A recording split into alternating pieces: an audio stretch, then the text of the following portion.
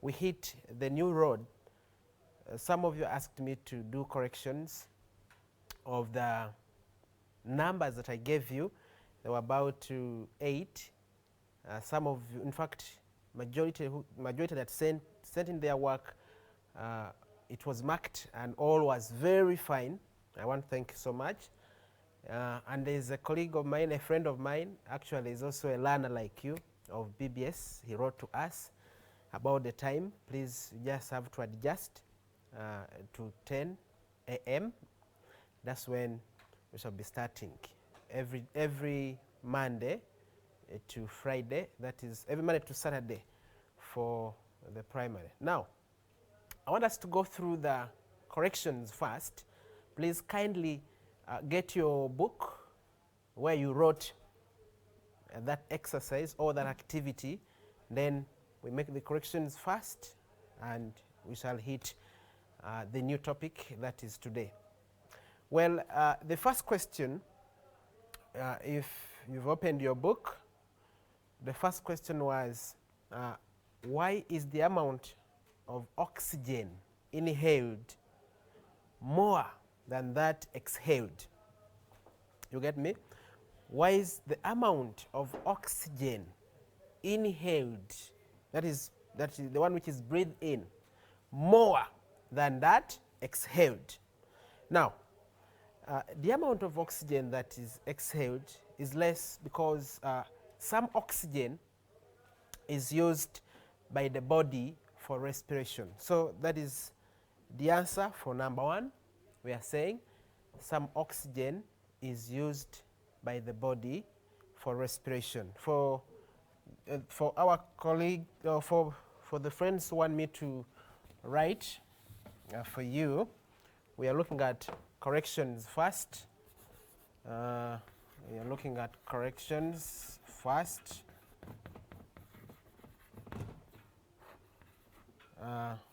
Number 1,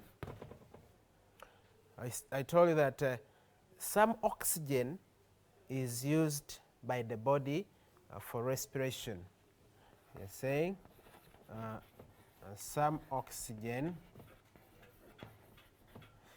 is used by the body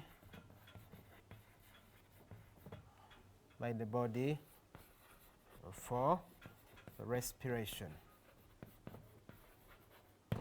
Hope we are together. Then we move to number 2. Number 2, how does oxygen from the sacs reach the blood? How does oxygen from the air sacs reach blood? I told you that is by diffusion. Number 2 is by diffusion. Okay, that's our number 2. Then number 3, give 2 events which occur to blood in the lungs. Give 2 events which occur to blood in the lungs. Now, while blood is in the lungs, 1, oxygen is added to blood, or we can as well say blood is oxygenated.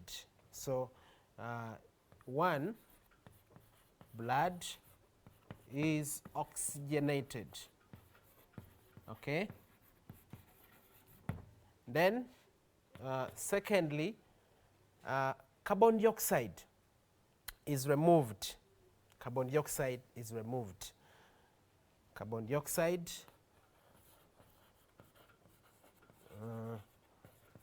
carbon dioxide is removed. Okay. Then number 4 now, how does the body use oxygen taken in through the lungs? How does the body use oxygen taken in through the lungs? So the body uses that oxygen for respiration. The body uses that oxygen for respiration. Hope that is clear. The body uses that oxygen for respiration. Then we move to number 5. Number 5, why should COVID-19 and tuberculosis patients be treated in isolation? Why should they be treated in isolation? Now, the reason why they should be treated in isolation is to prevent them from infecting others. To prevent them from infecting others, okay? That's our number 5. Let me bring it here. To prevent them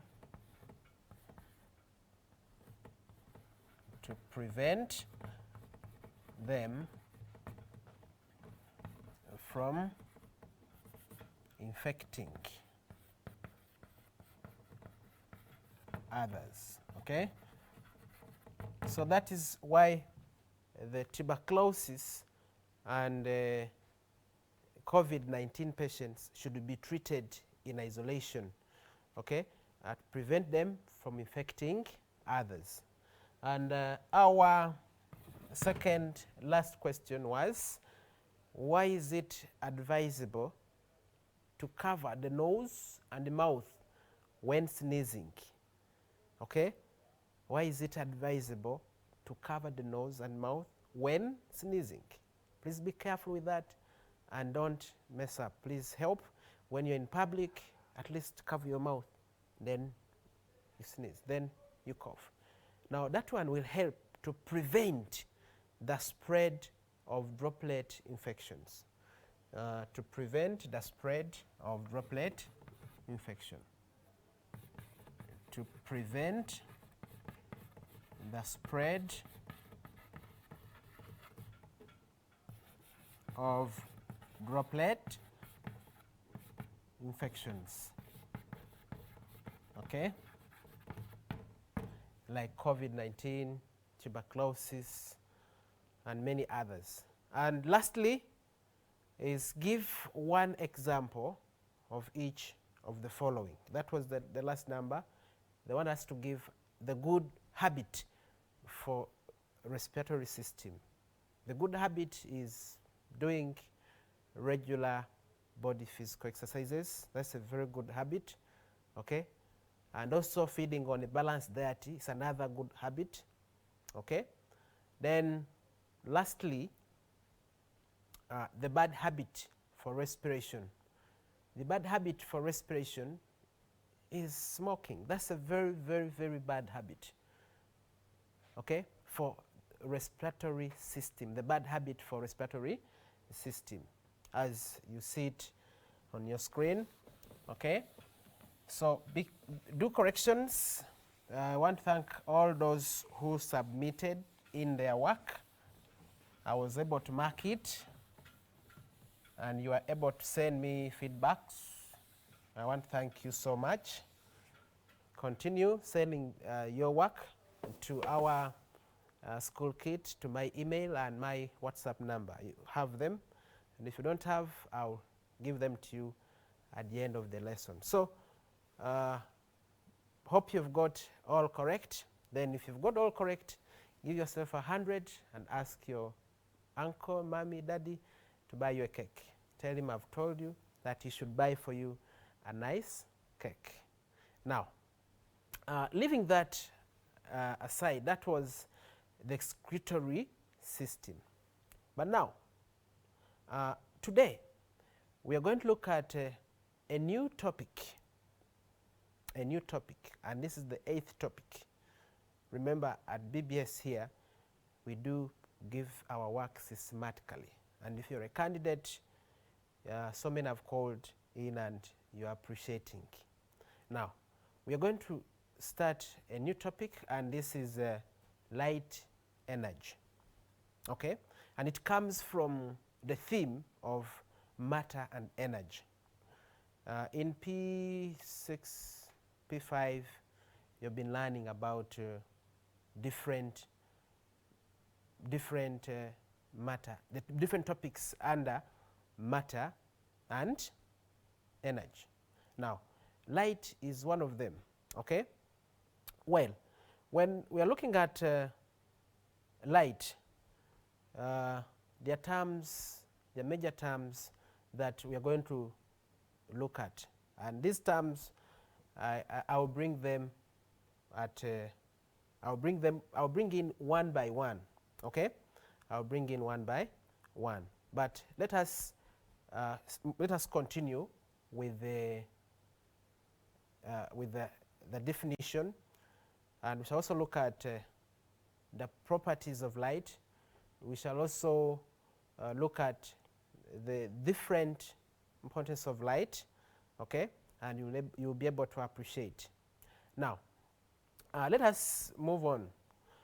Light, first of all, light is a form of energy that stimulates the sense of seeing. Just play for them that animation. It's good for them, okay? So that is light. Remember, the beauty of the earth can never be appreciated, okay, in the darkness. The beauty of the earth can only be appreciated when there is light. Now, in Genesis, those of you who are good at reading the Bible, in Genesis chapter 1, verse 3 to 5, and God said, I'm going to read it for you. And God said, let there be light, and there was light. Okay? God saw the light and was good, and he separated light from darkness. God called the light day and darkness night. Now, so light is a form of energy that stimulates the sense of sight. Now, the word sight is seeing. So for my friends who are who might forget that, please don't forget. Sight is the same as seeing, okay? It's another name that we can use to mean sight. So light is that form of energy that stimulates the sense of sight, or that enables us to see. If you define it like that, it's very, very okay. It's a form of energy that enables us to see, a form of energy that stimulates the sense of sight. It's okay. It's a form of energy like other forms of energy that you've been looking at in other classes, like electricity, magnetism, sound. So even here, light is also a form of energy. Well, let us look at why is light known as a form of energy. Why is light a form of energy? Light is a form of energy because it can do work. You get the point, my candidates? Light is a form of energy because it can do work. Now, look at during photosynthesis, we said plants make food in the presence of sunlight. They need that sunlight. Now, who is doing that work? It's not you doing it. It is the sunlight doing that work. So why it is a form of energy? Because it can do work.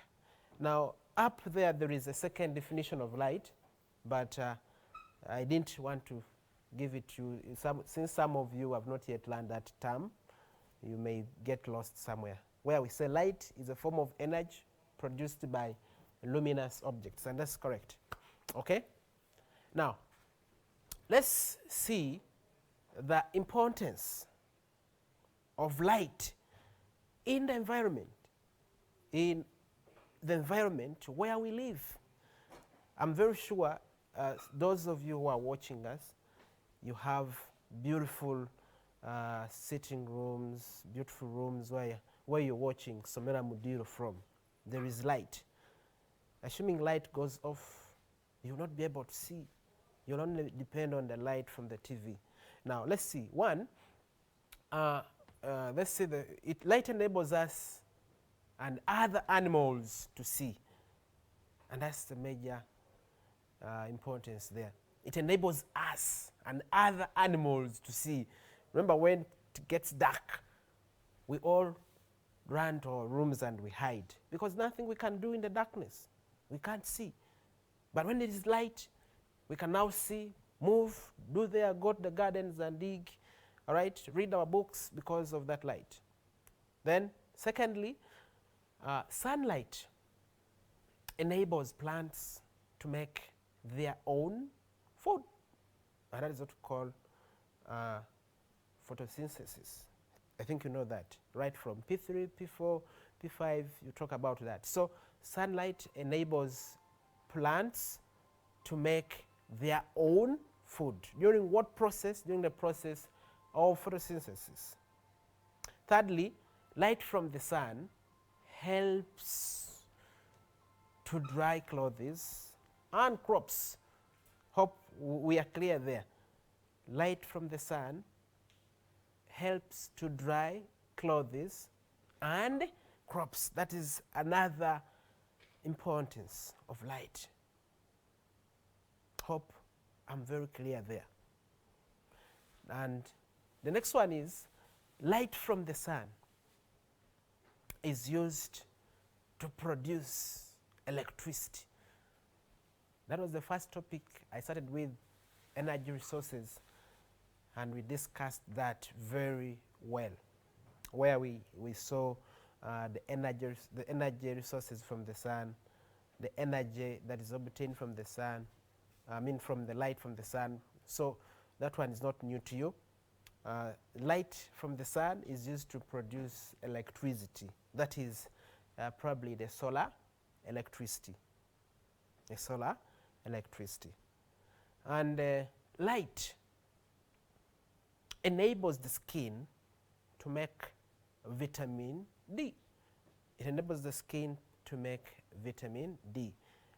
While looking at the skin, you must have seen that during that lesson.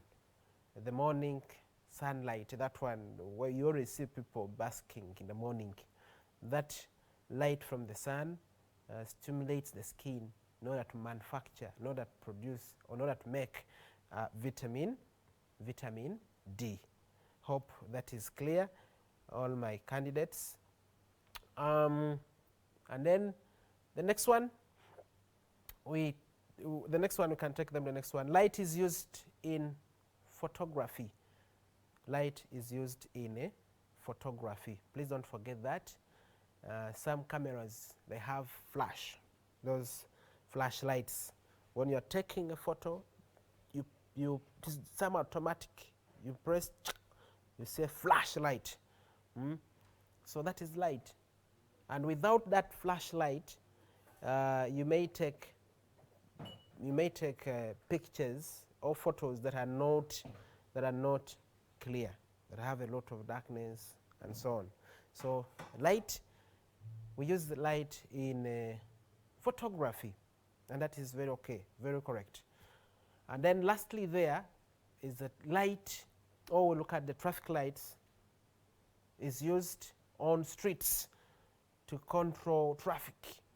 You always see there is when you reach the traffic lights, there is red, there is green, okay? They always flash. Red telling you to stop, green to go. So don't forget, that is P3 work. The SST teacher must have covered that very well for you. Now, having looked at all that, we've seen the importance of light. We now know what light is.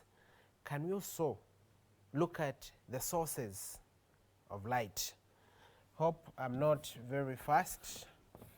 The sources of light.